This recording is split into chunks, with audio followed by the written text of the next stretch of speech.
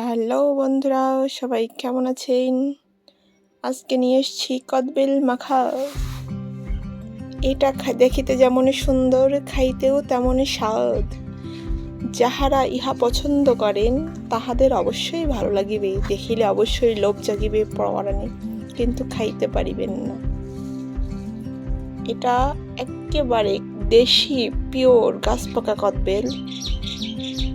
বাসার পাশে গাছ আছে, তো সেখান থেকে নিয়ে আসছে, প্লাস আমাদের বাসার দেশি বোম্বাই মরিচ, অনেকে বিষ মরিচ বলে, আপনারা কি নামে জানেন জানাবেন। তো চলেন দেরি না করে কদবেলটা মেখে ফেলি।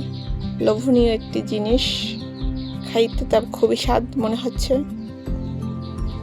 তো কদবেলটা সুন্দর করে চামচ দিয়ে ছাড়িয়ে, লবণ মরিচ দিয়ে, পুরোটনি নাই, পুরোটা প্রচুর ঝাল, তো অর্ধেকের মতন মরিচ নিয়ে লবণ নিয়ে সুন্দর করে মাখিতেছি।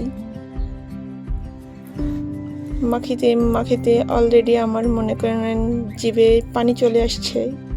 যাই হোক, এখন আমাদের মাখা শেষ হইয়া গিয়েছে, এখন খাওয়ার পালা। তো দেখুন, মাখার শেষে এমন হয়েছে। আপনারা যদি কেউ খাইতে চান, অবশ্যই নিজ দায়িত্বে কদবেল কিনিয়া এমনভাবে সুন্দর করে মাখিয়া খাইবেন।